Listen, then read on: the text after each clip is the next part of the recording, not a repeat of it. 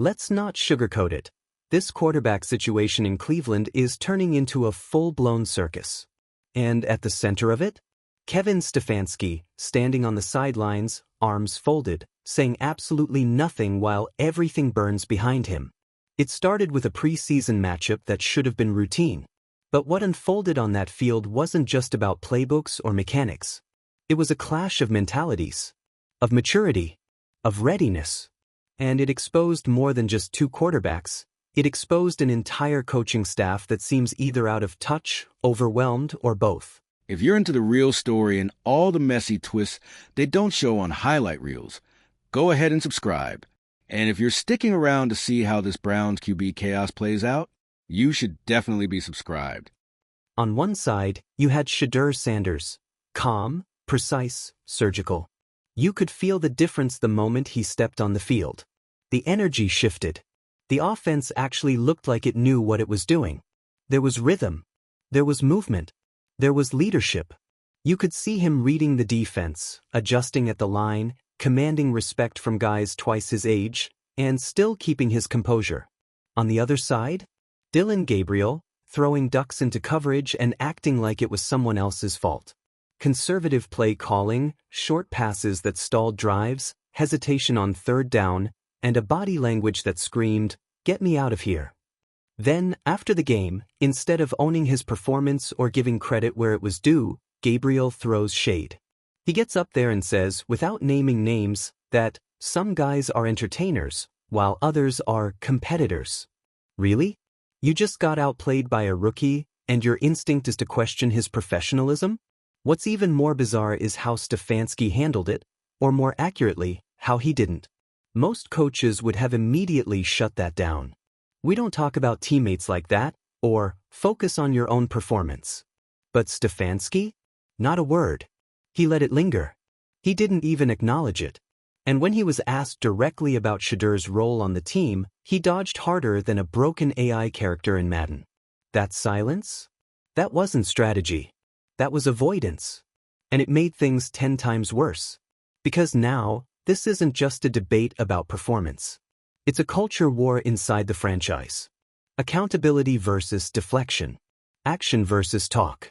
And for fans watching at home, it's become painfully obvious who's walking the walk, and who's just hoping no one looks too closely. Let's be clear, Shedeur Sanders doesn't need to be perfect. He's a rookie. But what he's showing, under pressure, with all eyes on him, is rare. It's tangible. His teammates see it. The fans see it. The media sees it. The only person who seems confused is the man in charge. And look, coaching isn't easy, especially when the spotlight is this hot. But leadership is about seeing what's really happening, not what you plan to happen.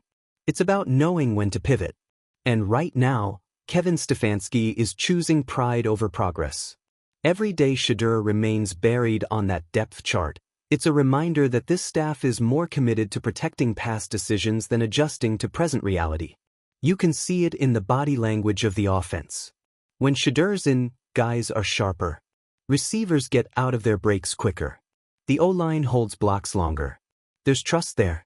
Real belief. Because they know he's not going to panic. He's not going to fold. He's going to lead. With Gabriel, everything feels tentative, flat, like they're running a high school install against an NFL defense. The mistakes aren't just mechanical, they're mental. He's rushing throws, missing windows, and when things go south, he points outward instead of inward. And still, he gets the reps, he gets the leash. He gets the benefit of the doubt. But the franchise would love for you to believe it's because of development timelines or long-term strategy. But let's be honest. If the roles were reversed, if Gabriel were the rookie outshining the draft pick with the famous last name, this competition would already be over. They'd be selling t-shirts. Instead, Stefanski stands at the podium and mumbles about depth evaluations, while fans chant Shedeur's name in the stadium concourse. And if you think this won't blow back on the franchise, think again. Because what's brewing here isn't just frustration, it's a reckoning. The fans have been patient. They've bought into regime after regime, draft pick after draft pick, only to watch dysfunction swallow it whole. But this feels different. This feels personal. Because Shedeur isn't just a quarterback. He's hope. He's what the city has been waiting for, a leader with talent and maturity. Someone who doesn't crumble under pressure. Someone who doesn't make excuses. Someone who carries himself like a vet, even when the game's stacked against him.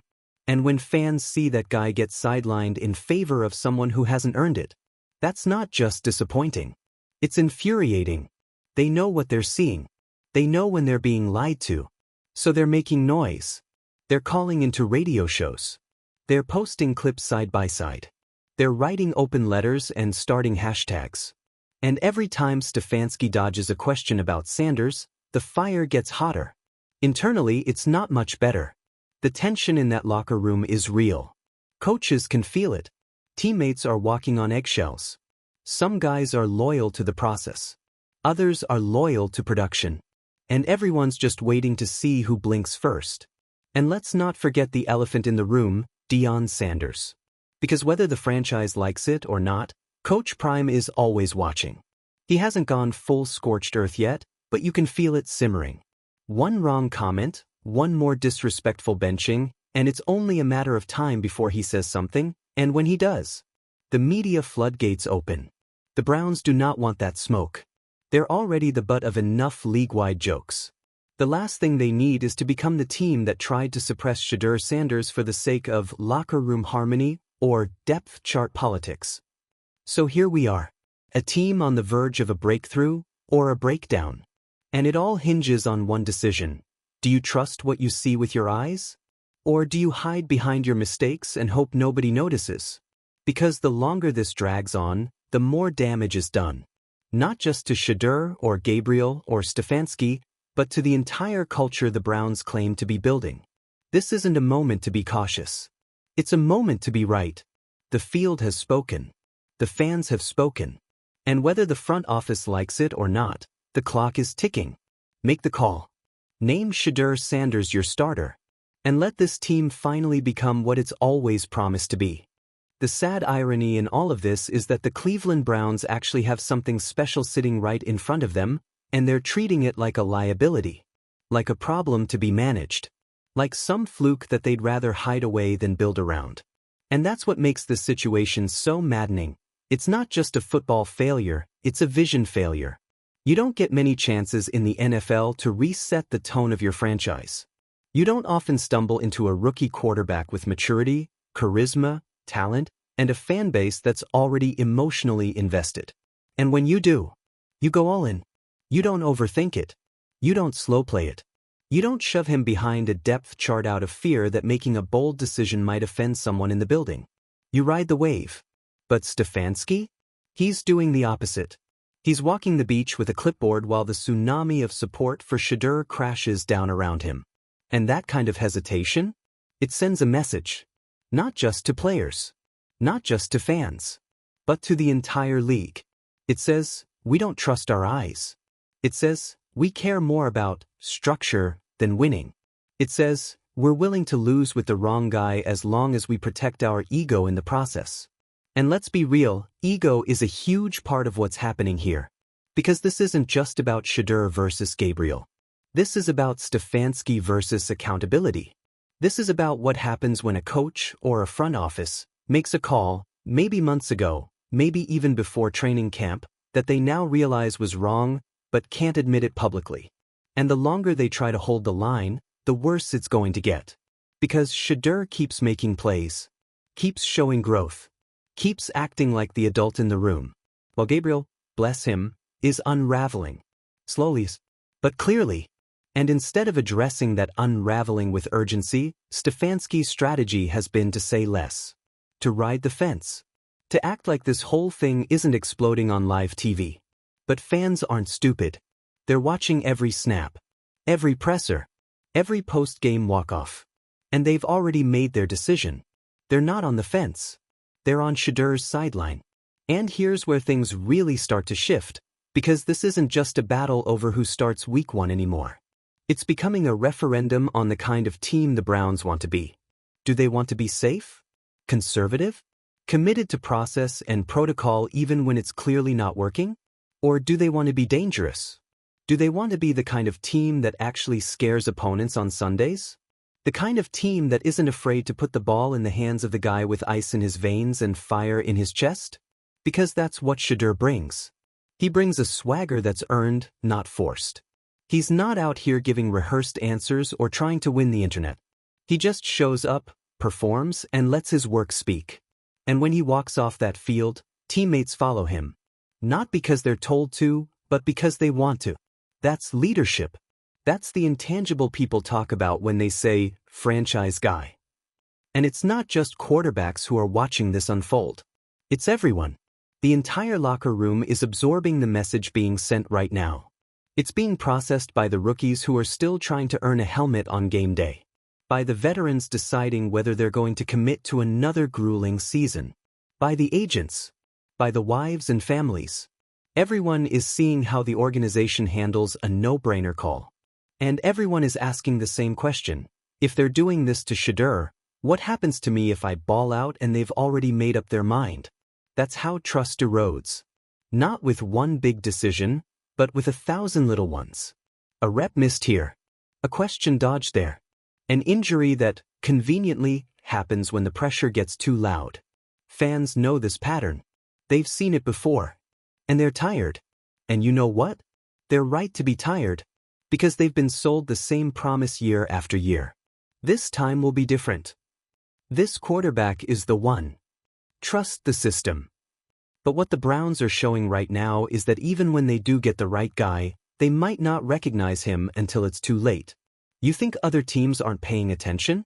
You think GMs around the league aren't already texting each other like, yo, are they really going to bench this kid? Should we make a call? Because if Stefanski keeps playing this scared, someone else is going to be bold. Someone else is going to call up ownership and say, we'll take Shedeur off your hands. You clearly don't know what to do with him. And let me tell you, if that happens, if the Browns trade away Shedeur Sanders because they couldn't handle the pressure of giving him the keys, that's legacy-level failure. That's the kind of blunder that follows a franchise for a decade. That's the kind of move that gets you booed at home, in your own building for years. Because make no mistake, this isn't just a football issue. It's an identity crisis. Are the Browns going to be bold enough to evolve? Or are they going to fold under the weight of their own indecision? The choice is sitting there, painfully obvious. Start Shedeur. Not in week 5. Not after a couple more evaluations. Let him grow. Let him lead. Let the team believe in something that's actually real. Because right now, they're not believing in Gabriel. They're tolerating him. There's a difference. And if Stefanski keeps confusing silence for strategy, he's going to lose more than a quarterback battle. He's going to lose the team, defense, the city, and maybe his job. So here's the final word. This situation doesn't need a PR spin. It doesn't need a wait-and-see approach. It needs clarity, conviction, and a coach who's willing to say the one thing everyone already knows is true. Shedeur Sanders isn't just a backup. He's the future. And the longer you keep him on the bench, the further you push that future out of reach. What's even more baffling than Stefanski's refusal to elevate Shedeur Sanders is the missed opportunity. Like, imagine the headlines they could be owning right now. Browns Rookie Shocks League becomes Week 1 starter. Cleveland finds its franchise QB in 5th-round steal. Shedeur Sanders proves it on the field, and Stefanski backs him. Instead, Stefanski dodges press again as QB controversy spirals. Sanders benched, Gabriel struggles. What is Cleveland doing? It's PR malpractice. It's football malpractice. It's turning a win into a controversy, and all because no one in the building is brave enough to say, we misread this. Sanders is the guy. And let's not ignore the cultural significance here. Shedeur Sanders isn't just any rookie. He's bringing in a new generation of fans. He's got the charisma, the confidence, the gravity to reshape what Cleveland football means, not just on the field, but off it. He connects with younger audiences, casual fans, non-fans even. The man trends whether he plays or not. You think Gabriel's name is pulling in TikTok clips and national media takes? He's barely pulling cover, recognition from the defense. But Shedeur? He's a movement. And right now, the Browns are fumbling the chance to become something more than a middling AFC North afterthought. They could be a lightning rod, a disruptor, a team that bet on boldness and walked away with a new identity. But instead, they're shrinking. And look, Stefanski's job has never been easy. Quarterback controversies are messy. The politics are real. But leadership isn't about avoiding hard decisions. It's about making them before the storm arrives. And right now, we're already waist-deep in chaos.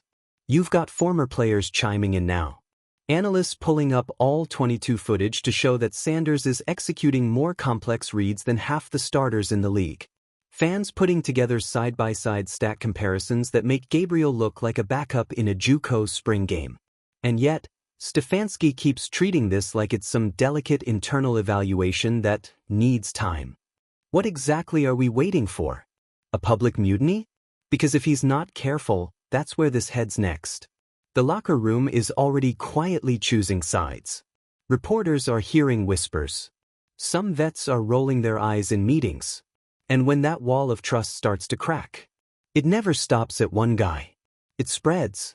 Receivers start getting frustrated with the guy who can't hit them in stride. Offensive linemen start dragging through snaps. Defensive players start side-eyeing the offense, wondering why they're breaking their backs only to be handed 3-and-outs in return. You don't just lose games in that kind of environment, you lose the team. And you can't build a winning culture on indecision. The crazy thing? All of this could have been avoided. Stefanski didn't even need to bench Gabriel dramatically. He could have just started rotating Shedeur into first-team reps after the second preseason game. Just see what happens. Give fans a bone. Show the locker room you're actually watching the same practices they are. But instead, they doubled down on ambiguity. They threw Gabriel back out there for another quarter and pretended like Sanders didn't light up the field just minutes earlier. And that kind of selective blindness? It insults everyone involved. It insults Shedeur, who's done everything right. It insults Gabriel, who now looks like a pawn being protected rather than a player being developed. It insults the media, who are asking the real questions and getting stonewalled. And worst of all, it insults the fans, who've suffered through more false hope and more quarterback flops than any fanbase should be legally allowed to endure. This could have been a redemption arc. This could have been the moment Cleveland turned a corner and finally got ahead of the narrative instead of being crushed by it. But nope, we're stuck in limbo. And speaking of limbo, let's talk about the ripple effect this drama is having on the rest of the roster. Because you better believe this isn't just impacting the QB room. Receivers have to adjust to a new arm speed and throwing rhythm every time the depth chart shifts. The O-line's communication changes. The pace of the game changes. You know what doesn't help a young offensive unit? Uncertainty. Especially when that uncertainty isn't about performance, but about politics. And now you've got other young players looking at Shedeur's situation and wondering, if I ball out and still get sidelined, what chance do I have? That's how you break a locker room's faith in the system. That's how you turn potential into attrition. And yet, for some reason, Stefanski and the Browns brass are acting like they have the luxury of time. They don't. This is the NFL. Windows close faster than people realize. A season can turn into a rebuild in a matter of weeks. One botched quarterback call, and suddenly you're watching the playoffs from your couch, wondering why your locker room checked out in October. But Shedeur? He is the window. He's the spark. The change. The guy who could turn this team from maybe 9-8 to dangerous wild card nobody wants to face. And they're benching him for, what, exactly? Experience? Gabriel's got experience losing composure under pressure. Seniority? Shedeur's already showing more maturity than half the room. Trust? How do you trust someone who blames their failures on the guy outperforming them? So really, what are we doing here? At some point, Stefanski has to stop thinking like a coordinator and start acting like a head coach. That means tough decisions. That means public accountability. That means naming the starter, owning the choice, and letting the locker room rally around that clarity. Because right now, the silence is doing real damage. Every vague quote. Every, "we're still evaluating." Every awkward sidestep in a press conference adds fuel to the fire. And eventually, that fire consumes everything. It consumes the culture, the buy-in, the momentum. And then, all you're left with is a fractured team, a confused fan base, and a quarterback controversy that never should have been a controversy in the first place. This was Shedeur's job to earn, and he earned it. With his arm, with his composure, with his leadership. Now it's time for Stefanski to earn his job, with a decision. Because if he waits much longer, someone else is going to make it for him. And it won't be a coach's call. It'll be a front office shakeup. Or worse, a fan base walking away from a team that couldn't get out of its own way, even when the answer was standing right there, wearing number 2, waiting to lead.